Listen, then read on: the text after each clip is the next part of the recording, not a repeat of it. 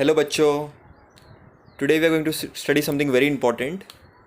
इसका नाम बोलेंगे हम एस्केप वेलोसिटी। जैसे बताऊंगा वैसे लिखना, नोट्स बनाना। लास्ट वीडियो में बताया था ना, समझो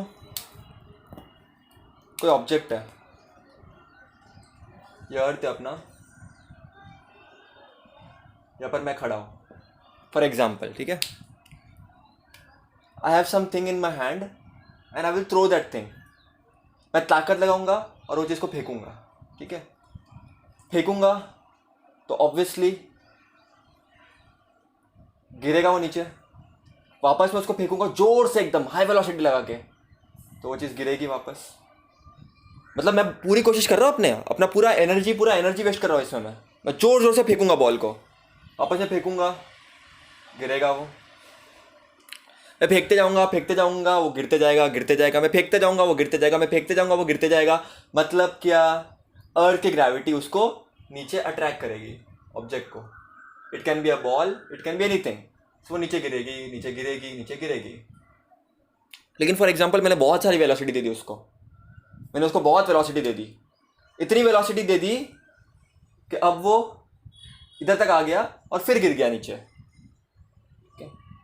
गिर गया और it can happen, it can take some shape and it can leave. But एक ऐसी वेलोसिटी भी होगी जिसके बाद, ध्यान से देखना, अच्छे से देखना, एक ऐसी वेलोसिटी भी होगी जिसको मैं दूंगा, मेरे हाथों को मैं दूंगा ये वेलोसिटी। फॉर एग्जाम्पल आप समझो, या मैं लॉन्च करूंगा वो वेलोसिटी से, सो दैट वो ऑब्जेक्ट गोल गोल घूमना शुरू करे। इस वेलोसिटी को हम बोलते हैं क्रिटिकल वेलोसिटी।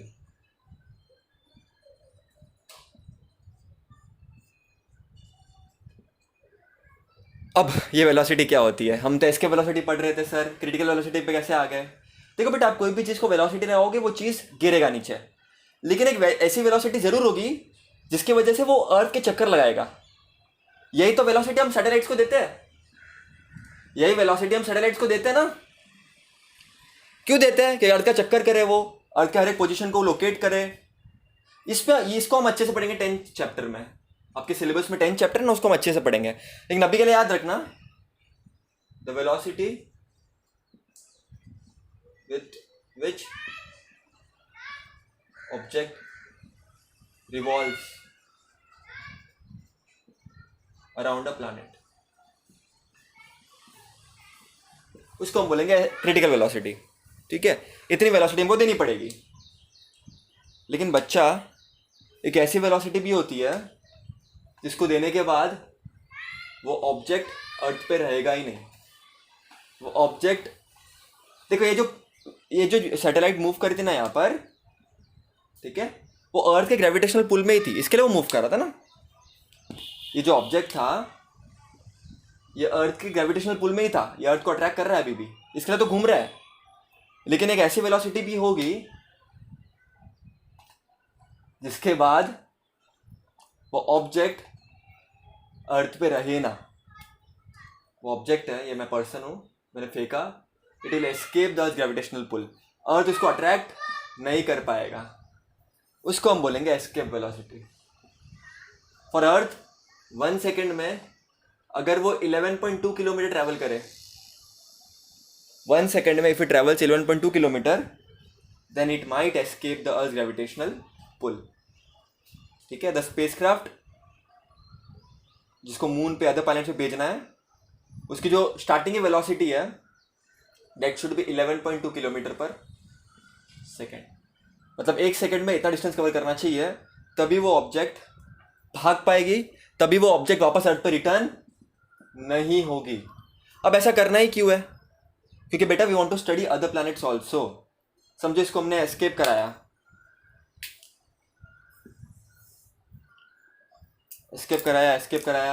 समझो ये जुपिटर है, यहाँ पर वो ऑब्जेक्ट गया, ये ऑब्जेक्ट, तो इसने, अब देखो, इसकी वेलोसिटी अगर इतनी नहीं होती तो वो अर्थ की तरफ ही घूमता। अब वो किसी और प्लैनेट में भी आ गया है, तो हम इस प्लैनेट को भी स्टडी कर सकते हैं, या मून की तरफ फेंकना है हमको, तो मून की ज्योग्राफी को पढ़ाई कर सकते हैं हम मून के बारे में स्टडी कर सकते हैं। तो ये सब एडवांटेजेस है। आर यू गेटिंग इट बच्चा लोग? We need to study other planets also. जिंदगी भर तक हम अर्थ पे थोड़ी ना रहने वाला है। We need to change something, like someday we have to understand more about other planets also. इसीलिए एस्केप वेलोसिटी का कंसेप्ट बहुत इंपॉर्टेंट है। ठीक है, कितनी escape velocity? 11.2 kilometre per second. अब थोड़ा ध्यान देना, एस्केप वेलोसिटी की वैल्यू पे ध्यान देना और एस्केप वेलोसिटी की डेफिनेशन पे ध्यान देना। मैं लिख लेता हूं, अब कॉपी करना है इसको।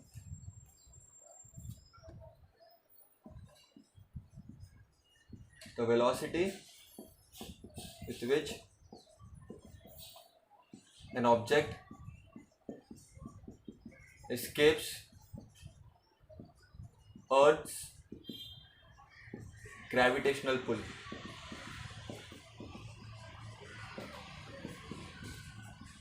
मतलब क्या? अर्थ इसको खींच नहीं पाएगी। अगर इस वेलोसिटी से हम इसको फेंकेंगे तो अर्थ इसको खींच नहीं पाएगी और ये एस्केप कर जाएगा। ठीक है, अब इसका डेरिवेशन बहुत इंपॉर्टेंट है बच्चों, ये नोट कर लेना। इसको हम कहेंगे एस्केप वेलोसिटी। ये एस्केप वेलोसिटी का डेफिनेशन है।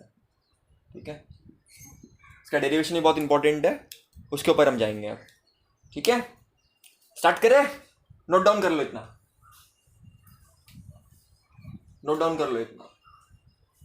ध्यान देना बेटा, डेरिवेशन बहुत इंपॉर्टेंट है, बहुत ज़्यादा इंपॉर्टेंट है। एस्केप वेलोसिटी निकालेंगे हम। देखो बेटा, एस्केप वेलोसिटी को डेरिवेशन को समझने के लिए हमको कुछ चीज़ें समझनी पड़ेगी अच्छे से। जैसे फॉर एग्जांपल ये अर्थ है, ठीक है, इसका प्लैनेट का रेडियस है कैपिटल आर और इसका मास है कैपिटल एम। ठीक है, ये चीज़ पता होनी चाहिए पहले तो। और यहाँ पर कोई ऑब्जेक्ट है, इसका मास है स्मॉल एम। ठीक है, अब देखना बच्चा, समझो बेटा, वो ऑब्जेक्ट यहाँ पर सरफेस ऑफ द अर्थ पर है, तो वो ऑब्जेक्ट की काइनेटिक एनर्जी कितनी होगी? पढ़ा है 9th में कि नहीं पढ़ा है? काइनेटिक एनर्जी कितनी होगी? हाफ mv², बराबर कि नहीं? अरे बच्चा, कितना होगी? Half mv²। बेटा उसकी पोटेंशियल एनर्जी कितनी होगी? अब बोलोगे चिल्ला के mgh। लेकिन बेटा याद रखना, जब मैं पोटेंशियल एनर्जी बोलूँ तो यहाँ पर पोटेंशियल एनर्जी होती है ग्रेविटेशनल पोटेंशियल एनर्जी। इस बात को समझना अच्छे से। यहाँ पर जो पोटेंशियल एनर्जी है वो डिफरेंट है, that is gravitational potential energy. देखो पोटेंशियल एनर्जी अपने को पता है, ठीक है, we know something about potential energy. What do we know? एक हाइट पे किसी ऑब्जेक्ट है तो उसके पास एनर्जी होगी, उसको पोटेंशियल एनर्जी बोलेंगे। लेकिन now we have to talk with respect to gravity, तो फॉर्मूला बदल जाएगा और फॉर्मूला होगा वो जो आपको लर्न करना पड़ेगा, minus gmm upon distance which is r। ठीक है बेटा, ध्यान देना अच्छे से, बहुत इंपॉर्टेंट बता रहा हूं मैं। वापस लिखता हूं मैं, ये ग्रेविटेशनल वाला लॉ नहीं है भाई। कुछ बच्चे नहीं तो बोलेंगे minus gmm upon r, where capital M is the mass of the earth, small m is the mass of the object जिसको फेंकने का है, and capital R is the radius, और माइनस साइन नोटेशन है। और वो क्यों इतना डिटेल में आपको, आप जाओगे जब 11th 12th में पढ़ोगे। लेकिन याद रखना सरफेस पे कुछ जीरो होता है, and we can show this in separate video अगर आपको चाहिए तो, but yes this is the formula. अच्छा, टोटल एनर्जी क्या होता है? याद आ रहा है कुछ? टोटल एनर्जी तो काइनेटिक एनर्जी में लिख दी, इस ऑब्जेक्ट की पोटेंशियल एनर्जी लिखनी, ये लर्न करना पड़ेगा आपको। ठीक है, ये तो आपको ऑलरेडी पता होगी। टोटल एनर्जी क्या होगी पता है आपको? क्या होती है total energy? Total energy is nothing but kinetic energy plus potential energy, मतलब इसका और इसका एडिशन। तो half mv² plus minus gmm upon, याद आ रहा है कुछ? ये प्लस है बेटा, इधर प्लस माइनस क्या होता है? माइनस। तो half mv² minus gmm upon r, ये हो गया टोटल एनर्जी। इसको हम नाम दे देंगे E1। ठीक है, E1 क्यों दिया मैं बताऊंगा आपको। बच्चा, अब मैंने इसको कुछ वेलोसिटी प्रोवाइड करी, ये ऑब्जेक्ट दूर चला गया, दूर किधर, इसने अर्थ की ग्रेविटी को एस्केप कर दिया, दूर एकदम, एकदम दूर, ठीक है, ये मास किधर एकदम दूर चला गया, it is escape the earth gravitational pull. तो ये जो मैंने इक्वेशंस लिखे वो लिखे मैंने सरफेस के लिए, सरफेस ऑफ अर्थ के लिए। अब मैं लिखता हूं at large distance from earth, infinite बोलते हैं उसको, मतलब बहुत दूर। इनफाइनाइट का मतलब है पर एकदम अनलिमिटेड नहीं, लेकिन बहुत दूर। तो बेटा एक बात बताओ, अगेन काइनेटिक एनर्जी क्या होती है, हाफ mv²। बेटा एक बात बताओ, किधर एकदम दूर जाके क्या होगा, एकदम दूर जाएगा जब कोई ऑब्जेक्ट तो क्या होगा उसके साथ, वो किधर जाके रुक जाएगा ना, तो उसकी वेलोसिटी क्या हो जाएगी, जीरो। तो वेलोसिटी जीरो हो जाएगी तो काइनेटिक एनर्जी क्या हो जाएगी उसकी, रुक जाएगा ना, मूव नहीं करेगा। तो मूव नहीं करेगा तो काइनेटिक एनर्जी क्या हो जाएगी, half m into zero square, zero square into anything is zero only. तो काइनेटिक एनर्जी क्या आ गया अपने पास, जीरो, बराबर के नहीं। अब पोटेंशियल एनर्जी का फॉर्मूला क्या होता है बेटा, माइनस GMM अपॉन डिस्टेंस, जो भी डिस्टेंस है उसका, डिस्टेंस क्या होगा उसका, अब ये r और कुछ हाइट पे जाएगा, किधर दूर जाएगा एकदम, तो ये डिस्टेंस जो होगा बेटा बहुत लार्ज होगा।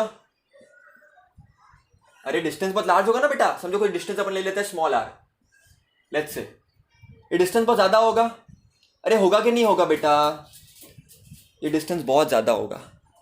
और कभी भी अगर डिनोमिनेटर बहुत ज्यादा है तो ये पूरा टर्म बहुत कम हो जाता है, आपको पता है कि नहीं।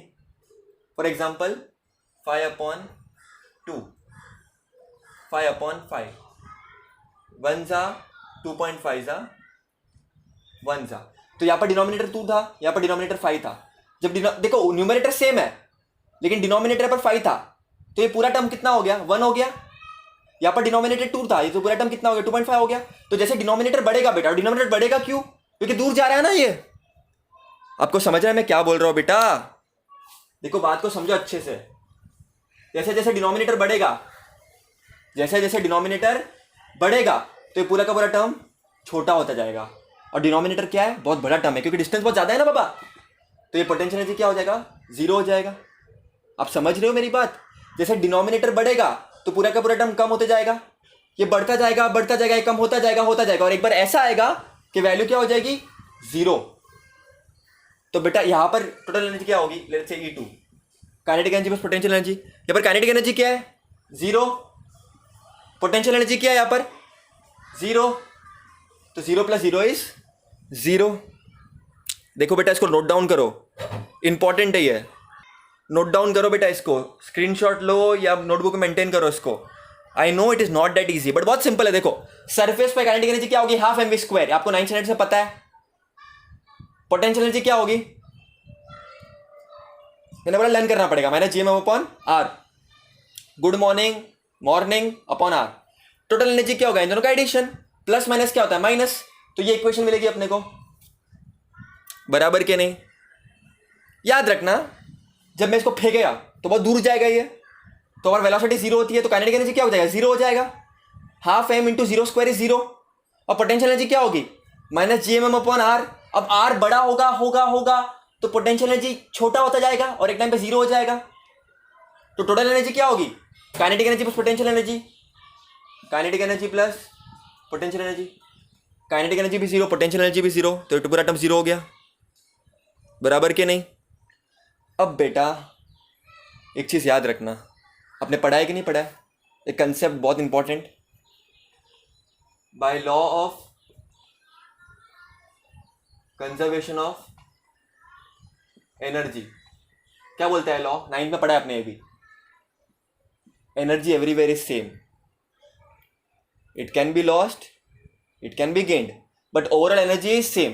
तो यहां पर एनर्जी E1 है, लेट्स से वहां पर एनर्जी E2 होगी। ऐसे दूसरे मार्कर से लिखता हूं, यहां पर एनर्जी E1 है, यहां पर एनर्जी E2 है, तो यहां पर एनर्जी और वहां पर एनर्जी सेम होगी बेटा। मतलब this E1 will be equal to E2 because energy everywhere is same. देखो आपको दिख रहा है ऊपर, by law of conservation of energy मैंने लिखा है यहाँ पर। बेटा ये नोट डाउन कर लो, मैं इसको रफ कर रहा हूँ, आई होप आपको समझा है, ठीक है। नोट डाउन कर लो बेटा इसको प्लीज, तभी आपको आगे का समझेगा। इसको स्टेप बाय स्टेप करो वरना आपको कुछ नहीं समझेगा, ठीक है। डेरिवेशन इंपॉर्टेंट है, एक्टिविटी फॉर्म में आ सकता है बोर्ड्स में, एज सच पूरा लिखने नहीं बोलेंगे बट एक्टिविटी फॉर्म में आएगा। सो E1 is equal to E2।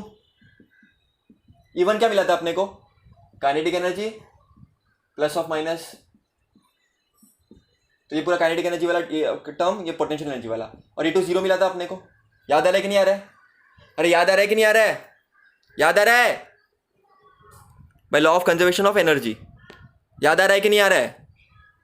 फिर क्या करेंगे, इसको अपन राइट साइड पे शिफ्ट करेंगे, राइट साइड पे शिफ्ट करेंगे। Therefore half mv² will be equal to, ये माइनस हो जाएगा तो प्लस हो जाएगा, gmm upon r। Small m छू हो जाएगा, कट हो जाएगा ना, अरे बेटा कट हो जाएगा। देखो क्या मिलेगा अपने को, v² upon 2 will be equal to good morning upon r। बराबर के नहीं बेटा? इधर तक क्लियर है पक्का? अब ये 2 को इधर क्या करूंगा मैं रखकर, मुझे वेलोसिटी निकालनी है ना, तो मैं 2 को इधर शिफ्ट कर दूंगा। देखो v² will be equal to 2gm upon r। याद आ रहा है कुछ बेटा कि नहीं याद आ रहा है? अरे याद आ रहा है कि नहीं आ रहा है? अब v² है, मुझे v चाहिए, तो v क्या हो जाएगा, root of 2gm upon r, square root हो जाएगा ना, ये नॉर्मल है, स्क्वायर करो। देखो taking square root on both the sides, ठीक है, तो मुझे क्या मिलेगा, v equal to square root of this, और ये v क्या है, s के वेलोसिटी का है। बराबर के नहीं बेटा? समझा आपको अच्छे से? तो ये इंपॉर्टेंट है बहुत ज्यादा। अब एक बात बताओ, स्मॉल g का वैल्यू मेरे को क्या मिला था, गुड मॉर्निंग अपन r², याद आ रहा है? तो गुड मॉर्निंग क्या होगा, इसको इधर लेके जाओ, gr²। तो instead of good morning can I put gr², इसके बदले में पुट कर सकता हूं, इसके बदले में पुट कर सकता हूं gr²।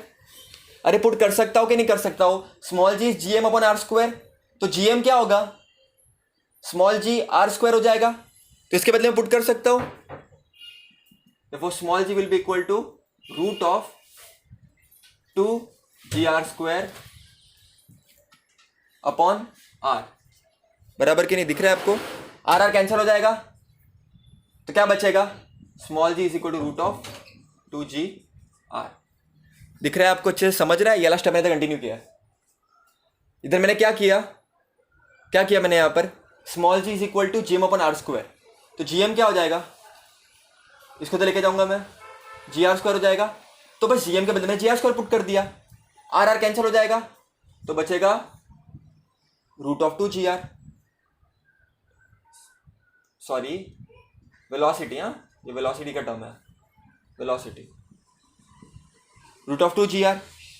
अब 2 कांस्टेंट है, g का वैल्यू क्या होता है 9.8, और कैपिटल R कांस्टेंट है, तो इसको जब सॉल्व करेंगे तो क्या मिलेगा,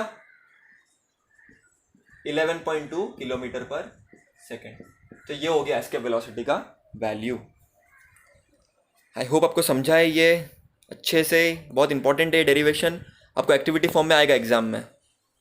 ये स्टेप पे हो सकती है गड़बड़ आपको, लेकिन एकदम सिंपल है। देखो small g equal to gm upon r², तो gm क्या होगा, gr²,